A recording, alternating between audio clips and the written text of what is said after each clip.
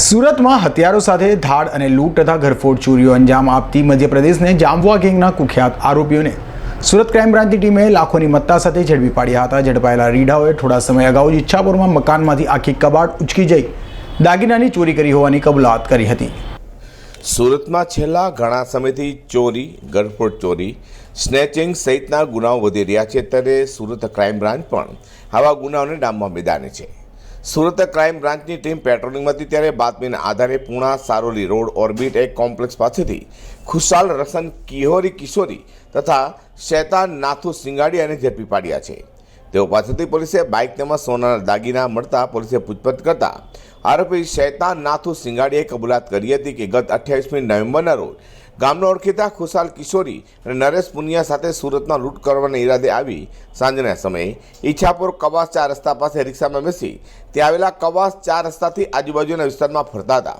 ત્યારે 29મી નવેમ્બરના રોજ વાંસવા ગામ તરફ એક મકાન પાછળની બારીને ખોલીને જોતા બારી ખુલી ગઈ હતી, જેથી ઘરમાં ઘૂસી તેથી કબાટનો લોક ન ખુલતા કબાટ આખી ઉચકી જઈ નજીકના જાડીમાં લઈ જઈ ત્યાં સળિયાથી કબાટ તોડી સોનાના દાગીનાની ચોરી કરી ત્યાંથી થોડે દૂર પાર્ક CBZ ગાડીના વાયરો કાઢી નરેશ મુનિયાને ડાયરેક્ટ કરી ત્રણેય પૂણા સારોલી તરફ ભાગી આવ્યા હતા। ત્યારબાદ દામકા ગામ ખાતે રાત્રિના સમયે ઘરમાંથી રોકડા રૂપિયા તેમજ મોબાઈલ ફોનની ચોરી કરી આવવાની કબૂલાત કરી હતી। આ ટોળકીએ કામરેજ પોલીસ મથકની હદમાં હથિયારો સાથે દાળવીત લૂંટને પણ અંજામ આપ્યો હોવાની કબૂલાત કરી છે। હાલ ક્રાઇમ બ્રાન્ચે આરોપીઓ પાસેથી 1,88,000થી વધુની મત્તા કબજે કરી છે। સુરત શહેરમાં બનેલ અનડિટેક ઘરફોડો તથા દાળ લૂંટના બનાવો સંદર્ભે ક્રાઇમ બ્રાન્ચની ટીમ PSI DM રાઠોડ તથા PSI વાડા વગેરે નાઓને ગુનાઓ ડિટેક્ટ કરવા માટે કામે લગાવવામાં આવેલ હતા।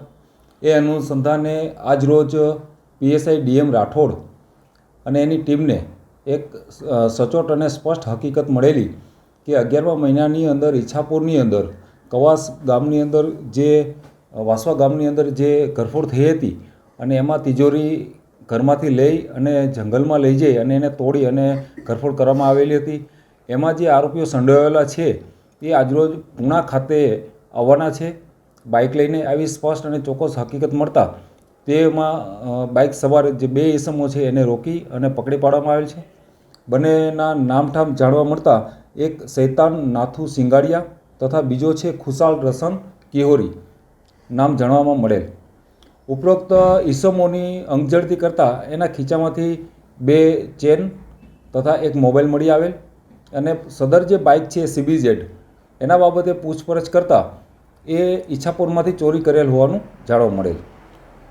ઉપરોક્ત બંને ઈસમો સુરતમાં 11મા મહિનામાં કોઈ મોટી ધાડ અથવા લૂંટ કરવાના ઈરાદે આવેલ હતા અને ત્યાંથી એ લોકો કવાસ 4 રસ્તા પાસે ઉતરી અને આજુબાજુ ફરતા હતા।